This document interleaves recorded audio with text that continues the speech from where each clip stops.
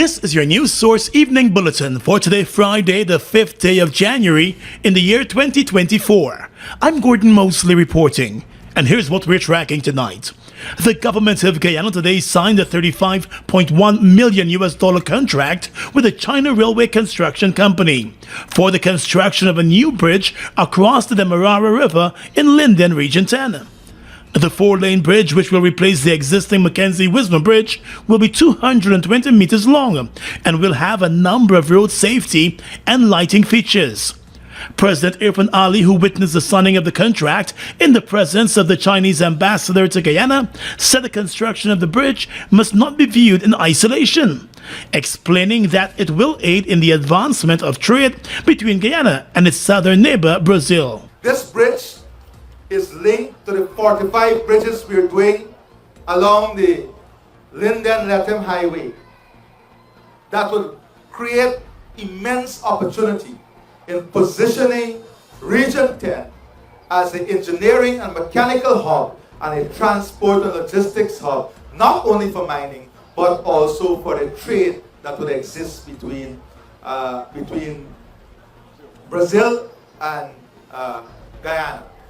The president said since taking office in 2020, his administration has invested heavily in the development of Linden and Region 10, and that has resulted in growth in the agriculture sector and the bauxite industry.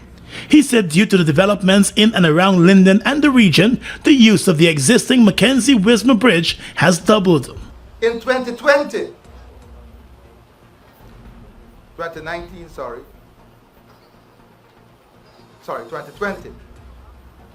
the vehicle traversing this bridge, the number of times vehicle traversed the bridge, was 768,000, right, in 2020.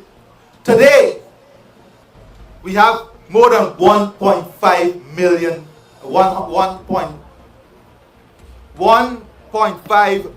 crossing, almost doubling the crossing from 2020 to now. What is the reason for that? It is because something is happening. Something positive is happening.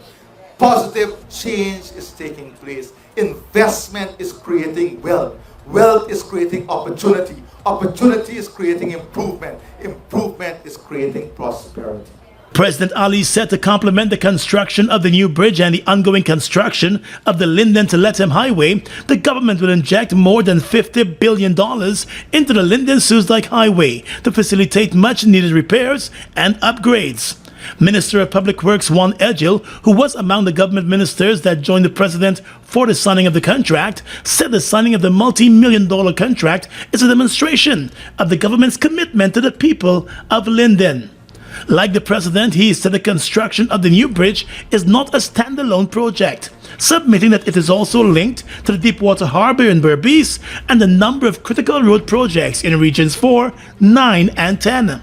The Public Works Minister was keen on pointing out that the previous administration had intended to build a new two-lane bridge across the river at a cost of $30 million.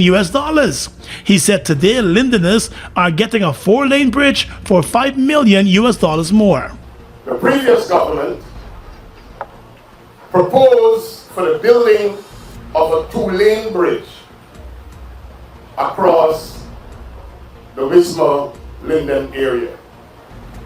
Today, we are building a four-lane bridge. And let me say this, the reason why we are building a four-lane bridge is not just to say that we did better than the previous government. That's not in our agenda. The reason why we are building a four-lane bridge is the PPPC administration led by President Ali has grown the economy, has expanded our possibilities, and the demand has moved from beyond a two-lane to a four-lane. The new bridge is scheduled to be completed within 2 years, and the contractor, China Railway Construction Company, has committed to working in conformity with local and international safety standards. Region 10 members of Parliament, German Figuera and Devon Sears from the APNU AFC, along with the regional chairman for Region 10, Darren Adams, were among the regional officials present at the signing ceremony and took part in the turning of the sod for the new bridge. More news coming up in just a moment.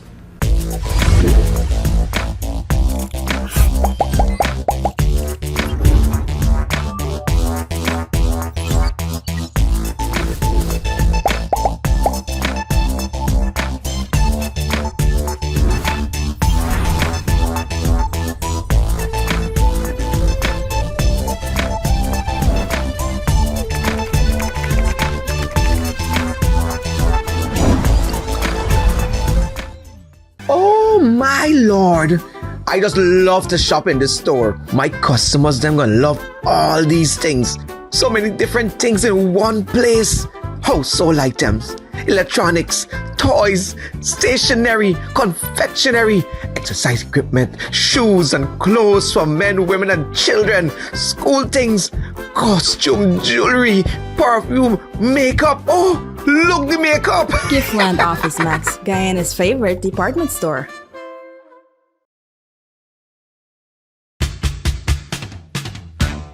It's your time to win big!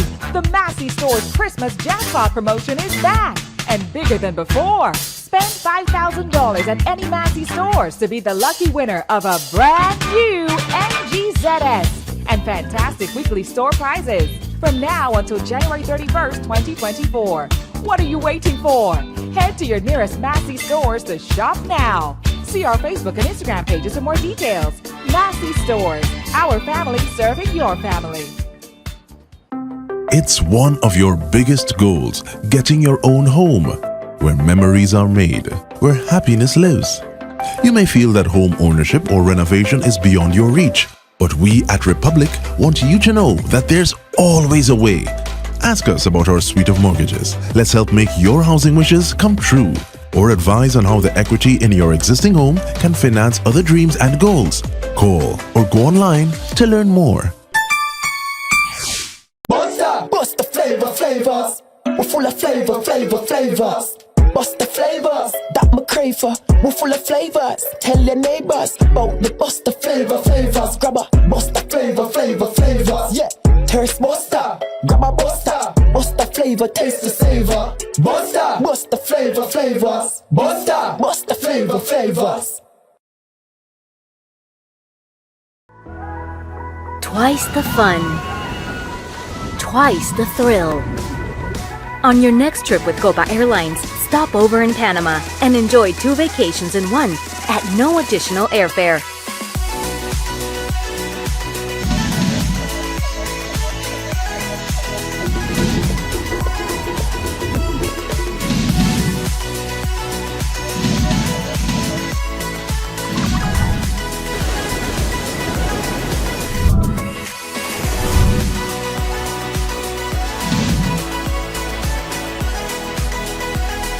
Because to live life at its fullest, first you have to stop. So next time you fly Copa Airlines, stop over in Panama at no additional airfare.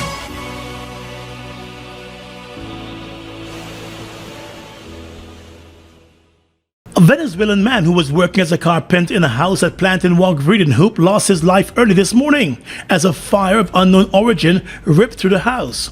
The Guyana Fire Service was alerted to the blaze at around 3 o'clock this morning.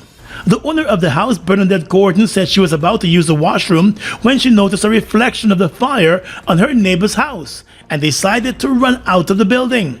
She said a Venezuelan man who was only known as Richard was staying over at the property to complete some work on the building. Ms. Gordon, who lives abroad and returned to Guyana to begin repairs on the building, said efforts were made to assist the man in getting out of the burning house, but those efforts failed. I opened my front door and run down the step to see where this blaze was coming from. I thought it was coming from the next yard, but then when I go down to the bottom of the step and look at the side of my yard, it was coming from the corner of my house in the back. But when I opened the door to come out, the vacuum, the air mixed with the fire. And that is where the guy got gas with the... It was so much soot, he could not come out. People even put ladders trying to help the guy to come out. While not knowing the cause of the fire, Ms. Gordon explained that just recently she was forced to get a restraining order against her own sister. After that, sister threatened her and threatened to burn down the property. She said her family has 3 houses in the compound and there was some disagreement over her property and an event that she would usually host at the end of the year. And all because of something that they call Village Day, they call it now. In 2008, I am the founder of Village Day, was to build 4 toilets for Vredenhoek School. And after this happened in 2008, the first Saturday in January, my sister and her son grumble. His name is Neville Gordon. Take it over and it become an every year event. Where they carrying on. I'm in the country this year, they could not do it because there was rape in the front of my yard. She's hoping that a full and thorough investigation will be carried out into the cause of the fire. The Guyana Fire Service was able to contain the blaze to the one building. It is suspected that a man who perished in the fire died from smoke inhalation. An investigation is underway tonight. The recent announcement by the government that it will begin the rollout of free university education in 2025 has not found favor with the opposition. Noting that there is no need to wait, opposition leader Aubrey Norton during a press conference on Thursday called for an immediate implementation of free university education. The president, in making the announcement in his New Year's address, offered no detail on the implementation plan, but said preparation will begin this year. But for the opposition leader, it is simply a matter of including the required funds for the university in the national budget. There is no need for any step-by-step approach to free education at the university level. All you have to do is put in the budget the resources for the university to be able to carry out its tasks. Mr. Norton said even in the absence of all resources, Guyana for many years offered free education at the university level. He said it is therefore mind-boggling as to why the current government would now want to drag out the implementation process when the country has far more resources to offer free education at the university level now. It is clearer now than ever that the PPP does not see the University of Guyana community as a national priority. Rather, they view the students, faculty, and other workers as an electoral football to be kicked around as the government pleases. This is the only explanation for the president's anticlimactic announcement that the University of Guyana would, I quote, step by step, be free by 2025, a likely election year when it should be free and well-funded right now. Mr. Norton said the opposition has repeatedly called for the university to be made free of charge, but rather than respect the constitutional right of Guyanese to free higher education, the current government has continued to impose tuition and other fees. Norton said the government had ample opportunity to provide the University of Guyana with the needed resources, but did not do so. Vice President Barrett Jagdeo said in the absence of free education at the University of Guyana, the government has offered 22,000 Guyanese scholarships through the Gold Initiative and the public service since it got into office in 2020.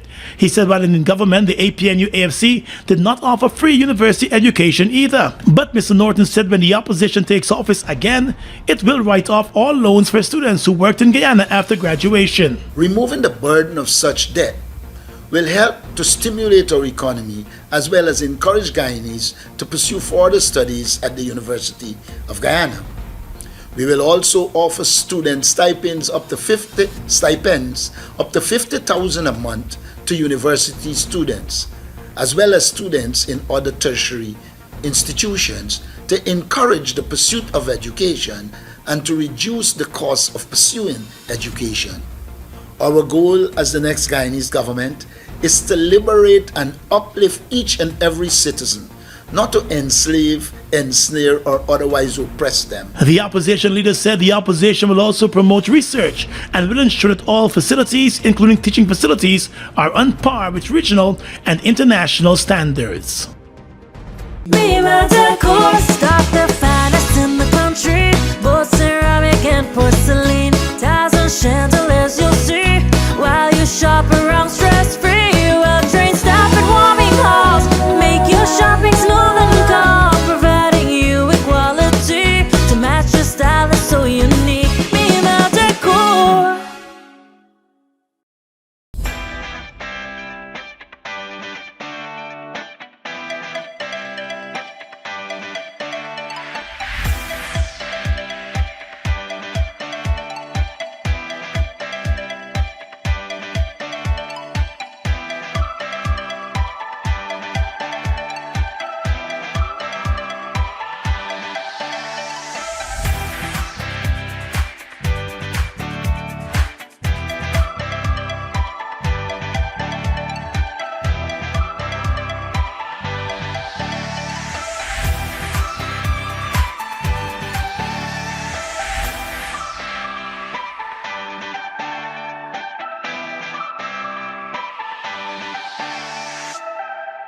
GCOM is currently conducting a claims and objections exercise to produce an official list of electors, OLE. Anyone who will be 18 years or over by December 31, 2023 and is a Guyanese citizen by birth, descent or naturalization, or a citizen from a Commonwealth country living in Guyana for 1 year or more is eligible for inclusion in the OLE. GCOM has posted a preliminary list of electors, PLE, at popular locations in all the registration divisions across Guyana for you to check whether your particulars or that of other electors are accurate. You can object to anyone who you believe does not qualify for inclusion in the OLE. To do so, you must be listed in the same divisional list as the person you are objecting to. Visit the GCOM registration office responsible for your area of residence to make an objection. The objections aspect of this exercise will end on Monday, the 22nd of January 2024. For more information, contact GCOM on 225-0278-9 or visit www.gcom.org.gy. Look at the breathtaking beauty of the Essequibo. From its pristine rivers to its abundant resources, it's a treasure that belongs to Guyana, and we ask Venezuela to respect the rule of international law.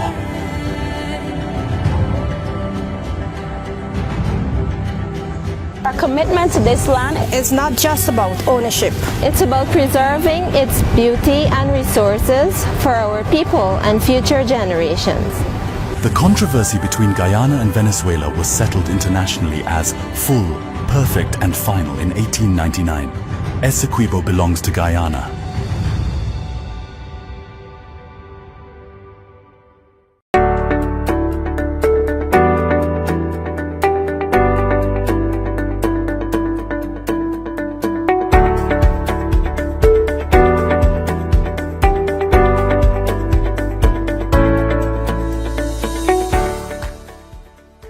GCOM is currently conducting a claims and objections exercise to produce an official list of electors, OLE.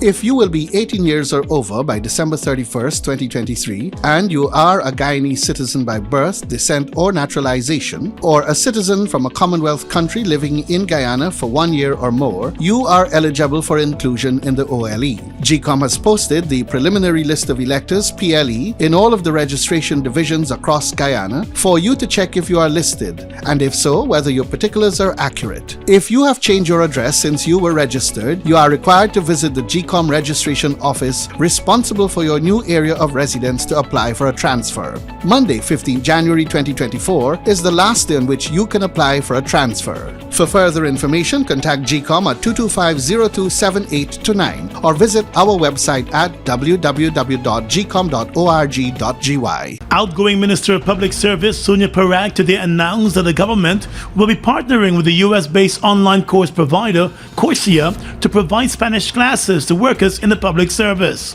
Addressing reporters at her Waterloo office this afternoon, the minister said the online Spanish program will target all persons within the public service.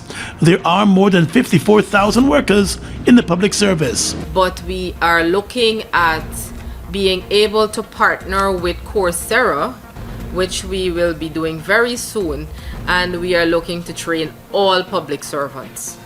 We are looking to train all of the sectors, all of the ministries in central government would be able to customize a training that is relevant to their ministry, and Coursera will take that over. So in 2024, the Ministry of Public Services mandate through Coursera will be to train all public servants in Spanish. The minister clarified, however, that the program, which is scheduled to begin in March, will not be mandatory for public servants. However, she expressed the hope that public servants will capitalize on the program. No, it's not mandatory, but I mean, we encourage persons to be able to do it, you know? We will encourage, but it's not mandatory. The Spanish program will run for approximately 16 months. Ahead of its commencement, public servants will be given the opportunity to apply for various courses under the program. Last September, the Education Ministry started the rollout of a Spanish program in all public schools, in keeping with an announcement by the President that the Spanish language is now a compulsory subject in public schools. Health matters to report now. While Guyana continues to see a decline in new cases of HIV, efforts are being increased to continue to spread awareness about the virus and to encourage young people to engage in safer sex practices. The Ministry of Health has reported that in 2023, the country recorded 238 new cases of HIV, taking the total number of known HIV cases in the country close to 9,000. The Health Minister, Dr. Frank Anthony, at a recent press conference revealed that there are 6,558 persons who are on HIV treatment in the country, and efforts are ongoing to encourage others to begin the treatment. This year we recorded 238 new cases, which is a decline, and we're happy about that. But we have approximately 9,000 persons who have been HIV positive. Of those, we have 6,558 persons that are on treatment. And early in the year, we have installed a viral load machine, so we are now able to do viral loads, and we'll see whether or not the treatment that we're giving people, once they comply, whether they're having a viral suppression, which is very important, because if we suppress the virus, then those persons are not able to transmit the disease. Dr. Anthony said work is also ongoing by the Health Ministry to ensure more persons are aware of their status, and those who are HIV positive are on treatment to suppress the virus. It now shifts a little bit to 95, 95, 95. I'm trying to find, I got it somewhere here. The first 95 we have achieved. So basically what we have, persons knowing their status, we have achieved that first 95.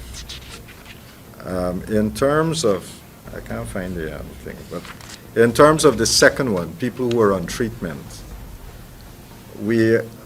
I think we are about 80-something% of the persons who know their status who are on treatment, right? So that needs to go up a little bit more to achieve 95.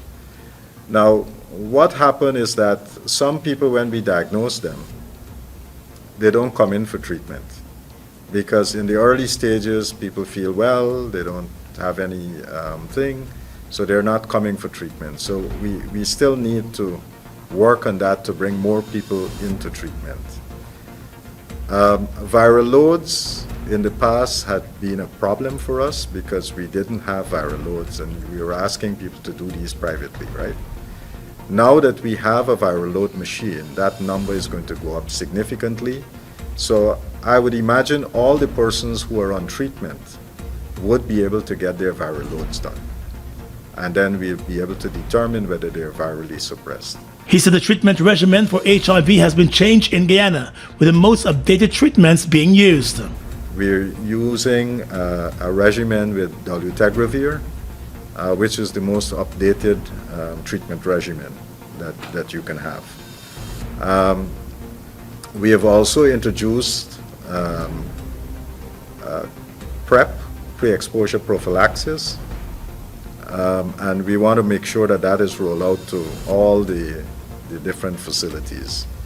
So basically, if you believe that you are at risk for HIV, you come in, we assess you. Once you're negative, we can put you on PrEP. And there are different types of prep. They're continuous, and there's the interrupted prep that we can offer, and depending on what suits the person's lifestyle. The Ministry of Health is also encouraging more persons to do self-testing. Testing kits are being made available for free for home testing. The Minister of Health said persons who test positive need to visit the health ministry or a clinic in their community to begin the treatment and begin living a healthier lifestyle. The number of new HIV cases in Guyana has been fluctuating in recent years. While some years would see a decline in new cases, other years recorded increases. With the national budget set to be presented as early as the end of this month, President Irfan Ali has been explaining the direction of his government and the investments that are being made in various sectors. In a 22-minute Facebook live stream on Thursday night from State House, the president followed his vice president in taking aim at recent editorials in the independent newspapers, which raised concern about some of the decisions of the government. While the president acknowledged that there are lots more to be done, he said he believes the editorials have deliberately ignored the positive impact that the government's policies hold for the people of Guyana, especially in relation to wealth creation. When we talk about growing wealth, all the initiatives we are implementing to bring more opportunities to the people of our country. And that is what the policy formulation is about. Creating an enabling environment through which we can bring more opportunities to the people of our country. President Ali said more young people are now benefiting from jobs in the oil and gas sector because of a direct policy intervention from the government. This, he said, should not be ignored. He spoke of the removal and reversal of the value-added tax and other taxes on some items, the return of the school cash grant, the infrastructural development taking place across the country, and salary increases granted to public servants since taking office. Growing wealth and creating wealth is about enabling policies that help to create the opportunities. It's about building a supportive system. And yes, there is still a lot of work in progress that we'll talk about, like access to capital. These are things that we have to address as the model moves forward. We are addressing it now. But as we grow in scale, because we're not going to remain where we are, as we build capacity, we're going to grow in scale. And as we grow in scale in what we can do as a country, then more and more, we will have to have innovative ways in dealing with access to capital. And while indirectly responding to calls for higher salary increases for public servants, President Ali said the government has to spend in a way that could be sustained in the long term. But he promised that other initiatives will be put in place to ease the burden faced by Guyanese. The president said work is moving ahead on this year's budget, which will unveil a menu of measures that he promises will have a direct impact on citizens.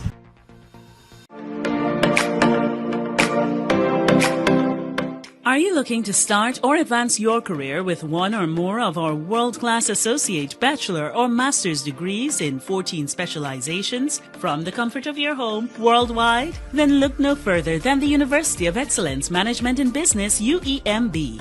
We are affordable, accessible, flexible, multi-world-class, internationally accredited and locally recognized by NAC Guyana as a tertiary degree-granting college. For more details on our no-strings-attached 60% scholarship and our payment plan, please call 225-1395, 225-1397-9, 681-3434, or 618-3434. Visit our administrative office in the Critchlow Labour College Front Building, Wolford Avenue, Georgetown, Guyana. Progressing to a degree is as easy as ABC with UEMB. Deal with the best and forget the rest.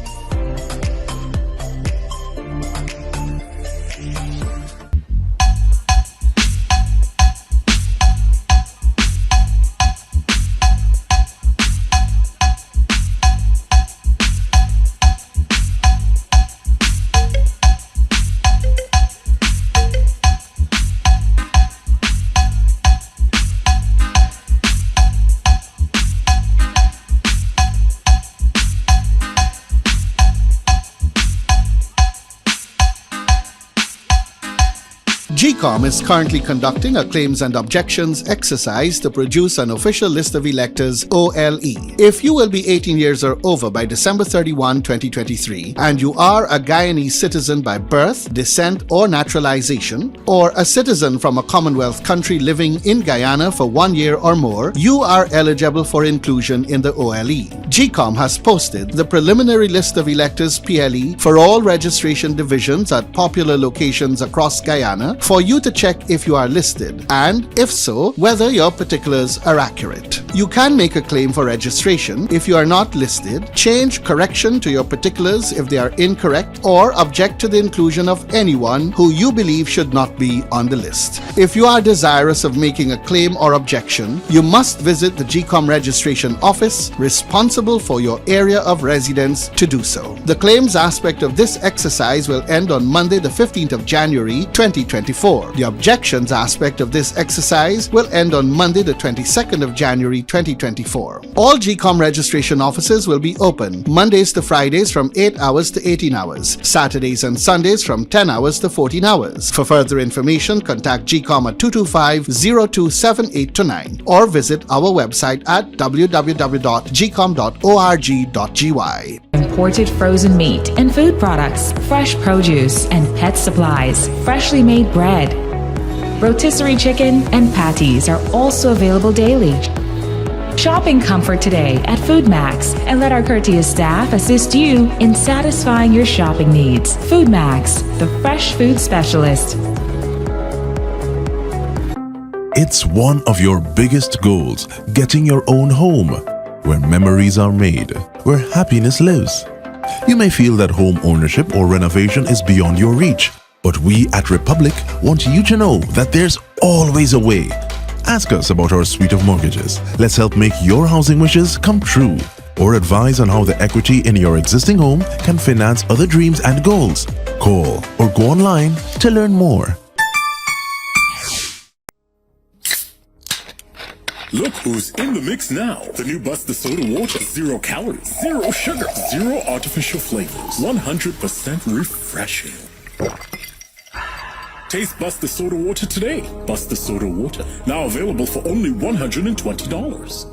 With your regional and international news tonight, I'm Svetlana Marshall in the region. The People's National Party Junior's Shadow Minister for Health and Wellness, Jesse James Clark, is reminding Jamaicans that mask wearing is still an option, especially as the island grapples with an increase in respiratory illnesses. In a recent interview with Jamaica Observer, Clark emphasized that wearing a mask is one of the easiest ways individuals can protect themselves from flu viruses. Clark expressed particular concern for vulnerable groups, including children, the elderly, and persons with chronic respiratory illnesses, and urged Jamaicans to take personal responsibility for protecting those groups. Clark also expressed hope that the government has learned lessons from dealing with COVID and is prepared to provide oxygen at an increased rate this flu season. The number of homicides in El Salvador dropped nearly 70% during 2023, the Central American country's security authorities said, crediting a prolonged state of emergency declared by the government to fight crime gangs.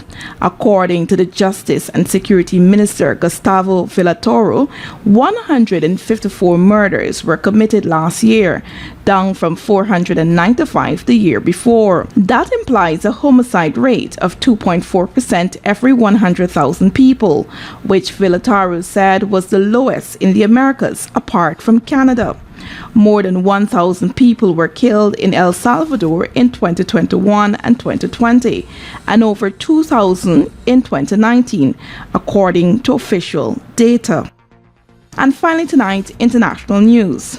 Iranian authorities said on Friday that security forces had arrested 11 people suspected of involvement in the 2 bomb blasts that killed nearly 100 people at a memorial service for a slain military commander.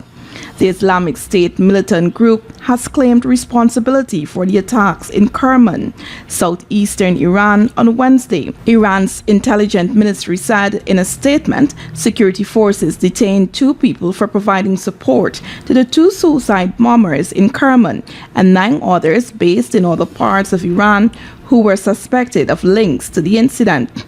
The bombings were the deadliest such attacks in Iran since 1979 Islamic Revolution. As victims were buried on Friday, mourners wept over their coffins and crowds chanted, "Revenge, revenge," state TV showed. And that's your News Source Evening Bulletin for tonight. I'm Svetlana Marshall reporting and encouraging you to stay safe.